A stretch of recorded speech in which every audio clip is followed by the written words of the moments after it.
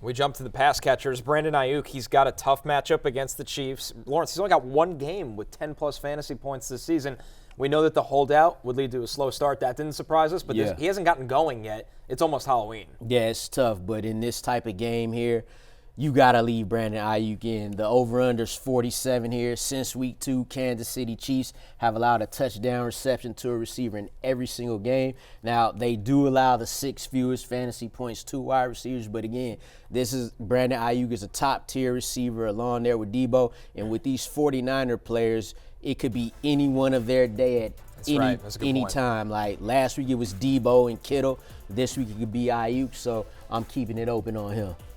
I'm keeping it open as well. First off, it's sort of the talent, right? He's had 5 end zone targets. He hasn't converted any of them. I feel like positive touchdown regression is coming for Brandon Aiyuk.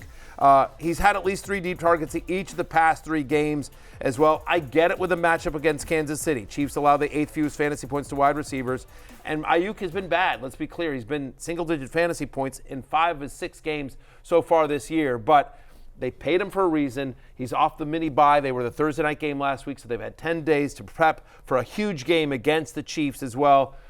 There's a reason why the Niners paid Brandon Aiyuk.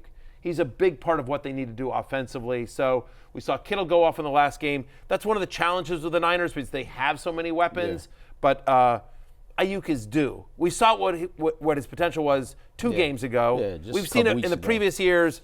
I get it. I understand it. I'm at wide receiver 24, so he's more of a high-end wide receiver 3, very low-end wide receiver 2. But I'm keeping it open on Brandon Aiyuk this week. Michael Pittman Jr. also on our Keep It Open or Close It Out list. He's got the Dolphins.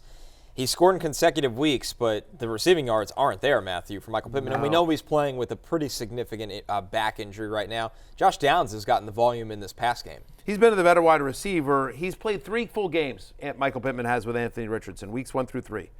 He averaged 6.6 fantasy points per game, right? He's had 1 game this year with more than 40 yards, so you're like, all right, well, maybe he'll get a touchdown, right? But he doesn't score touchdowns. I get it. He scored 1 last week, whatever. But he's generally not, through his career, he's never been a big touchdown guy. Michael Pittman's made his fantasy bones, if you will, on having insane volume and just being like this PPR cheat code. And it's just not happening with Anthony Richardson under center. 57% of Michael Pittman's fantasy points this year have come with Joe Flacco, comeback player of the year. Joe Flacco under center, not Anthony Richardson. Richardson's going to get the start.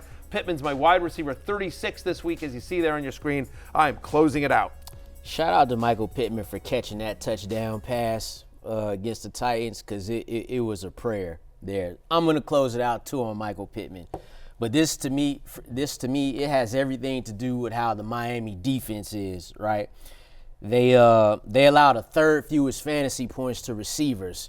Mm-hmm. Versus Miami defense, you want to run that ball. They allow the 2nd most fantasy points per game to running backs. So if Jonathan Taylor is able to come back, it should be a very big day for him.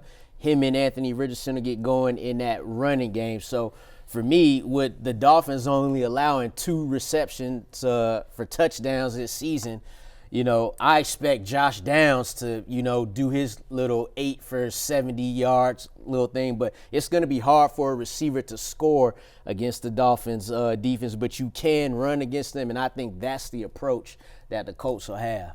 Jordan Addison also on our list here, Lawrence. He's got a tough matchup against a stingy Lions defense, although we'll be without Aiden Hutchinson now. Problem with Addison is he's got 3 or fewer receptions in every game this season.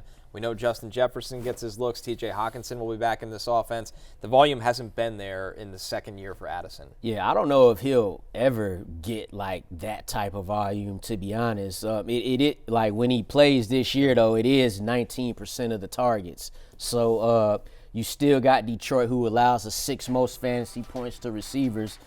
And then the over-under is 50 here. So, look, I'm leaving it open, but you're hoping for a touchdown. That, like, when he's had good fantasy days, it's like he's the other. It's like they'll have Jamison Williams on the other side. Yeah. He's like that. 100%. And so if you expect a shootout, then I would keep it open because the Vikings offense is rolling. Aaron Jones is a little banged up. Maybe they pass the ball a little more. So I'll leave it open. I'm not banging the table for it, but I'm going to leave it open this week in this type of game. I'm going to close it out. You mentioned it, right? He is touchdown dependent, and I get Lawrence, your argument is like, well, I think he's got a shot at scoring a touchdown. He certainly does. It's worth noting that the Lions have allowed only 3 touchdowns to opposing wide receivers this entire year. That's tied for the 4th fewest in the NFL. 3 or fewer receptions in every game this year, as you mentioned here. In the 20 career games that he's played with Justin Jefferson active, as he will be on Sunday, he's got an under 16% target share. So for me, Jordan Addison is a little bit too touchdown dependent here. I'm going to close it out on him. He's my wide receiver 41. He's just outside my top 40. You're seeing some Jalen Naylor as well, and we don't know if Hawkinson will be back this week or not. But it's if not, maybe Munt. Maybe whatever. Yeah. No, they use Big him Munt. a little bit. Yeah, Big Munt. They throw to their running backs. They do, yeah. So I'm closing it out on Jordan Addison. In the same game on the other sideline, Sam LaPorta right now, Matthew, a guy that had a marvelous rookie season last year. He's just not getting the looks this year. No. He's averaging 3 targets a game. He really is not getting the looks. He has been a disappointment. He was more or less the consensus #1 tight end in fantasy, and much like many players at the tight end position, just hasn't produced the way we would have hoped, and certainly hasn't returned his draft capital in fantasy. All that said, I'm keeping it open. You know why? What can you do? Because it's tight end. What else are you going to do? I mean, I'm tight end 12 this week as well. If you're looking for something positive here, Vikings have allowed the 7th most fantasy points to opposing tight ends, including the 8th most receptions. Both George Kittle and Tucker Kraft finished as tight end 1 when they faced the Vikings as well. I get it. Just a 10% target share for LaPorta so far this year. Hasn't seen an end zone target since week 1. They're running the ball when they get in close. Jameson Williams has emerged. Even Amon-Ra St. Brown, his numbers have gone down. But you mentioned the shootout potential of this game. And if you're basically saying you know what, Sam LaPorta has more or less become a touchdown-dependent tight end like most of them. All right, well then give me a super talented guy on a high-scoring offense with a good quarterback.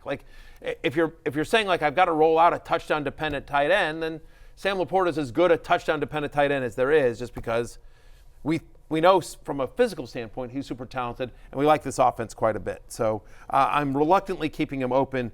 Again, I'm at tight end 12, a borderline tight end 1 this week. What's interesting is the Lions' leading receiver in yards is Jameson Williams right now because he catches those long passes. The funny thing about LaPorta, he had an over-under of 40 receiving yards in week 6. So I took the under, and then he goes out and has 1 target, 1 catch for 52 yards and touchdown. But I'm going to keep it open as well, Matthew. Week 5, Tyler Conklin caught 6 of 9 targets for 55 yards against them. Week 6, Tucker Kraft caught 6 of 9 targets for 53 yards against the Vikings. So I'm gonna keep it open for Sam LaPorta. I just don't think if you got Sam LaPorta, you probably ain't in the position to even be thinking about this right now. Plus, again, the over/under for this game is 50. So chase that. By the way, do you know why that happened when you took the under on LaPorta's receiving yards and then he got the 1 pass for 52? On a trick play. On the trick play. Do you know why that happened? Because you didn't tell your brother about it. That's karma.